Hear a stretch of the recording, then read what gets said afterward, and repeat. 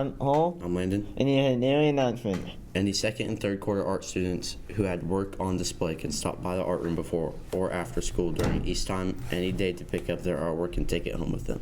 Attention 8th grade want to try out for high school cheerleading. Your tryout will be soon at the spring break. Please make sure you find the form information and physical heard and stay tuned for more information. Please stay tuned at the end of the announcement for a new segment, The Masked Reader. Today's lunch is cheese pizza or pepperoni pizza. Bye, new mask. Yo soy Claudia. Yo soy Nicole. Cualquier estudiante de arte de segundo y tercer trimestre que hayan tenido trabajo en exhibición pueden pasar por el salón de artes antes o después de la escuela o durante el horario de cualquier día para recoger su obra de arte y llevárselo a casa.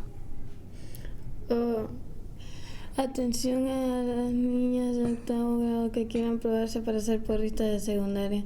Tus pruebas serán poco después de las vacaciones de primavera. Asegúrense de que la información de su formulario final y su examen físico estén actualizados y permanezcan atentos para obtener más información. Estén atentos al final de los anuncios para un segmento El lector enmascarado.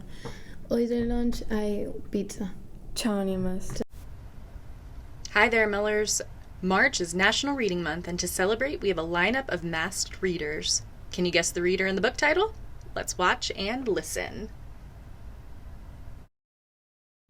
I guess the question I get asked the most in a lot of strange variations is, what's wrong with you?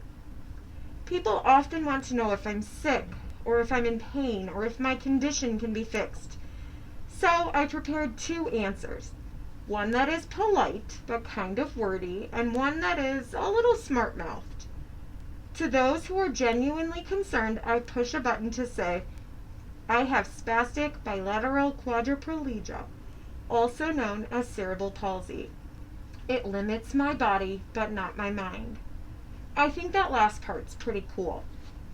To people like Claire and Molly, I say, we all have disabilities. What's yours? I couldn't wait to use that one. When I showed Mrs. V, she laughed so hard she snorted. Now it's the Sunday before tryouts, and Mrs. V and I are sitting outside on her front porch. I'm wearing a light jacket, but it's one of those rare, warm February days that fools the hyacinthus into thinking spring is here. I want to warn the little buds and say, wait, it's gonna snow next week. Stay put for another month. But every year the early spring flowers shiver in the last snow of the season. We watch wisps of clouds hover over us. A canary-colored goldfinch is perched on the railing, looking at the empty bird feeder dangling above it. If he could talk, I bet he'd ask for thistle, and more warm days like this.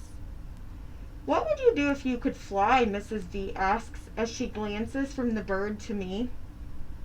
Is that on the quiz? I asked, grinning as I type. I think we've studied just about everything else, Mrs. V chuckles. I'd be scared to let go. I type. Afraid you'd fall? She asks. No. Afraid it would feel so good I'd just fly away. It took me a long time to type that. She's quiet for a very long time, and finally she says, you are a bird, Melody, and you will fly on Monday when you take the test. I hear our front door slam shut next door, and I wave to Mom and Penny as they wander over to the porch. Butterscotch, clearly happy to be unleashed, bounds next to him, sniffing the base of every tree. Penny walks with such determination, her face alternating between frowns and smiles as she concentrates on marching down the path between our two houses, then climbing the front steps with both hands and both feet. She's wearing her puffy winter jacket and the hat of the day, a blue straw thing that's scrunched and crooked from her sitting on it so many times. Poor Doodle, of course, drags behind her.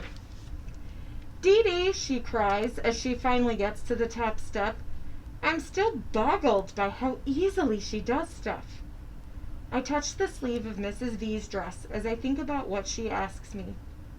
Freedom, I type, pointing at Penny. Freedom. Who do you think is the masked reader? Did you recognize the book? Reader and title will be revealed this afternoon. Happy reading, Millers!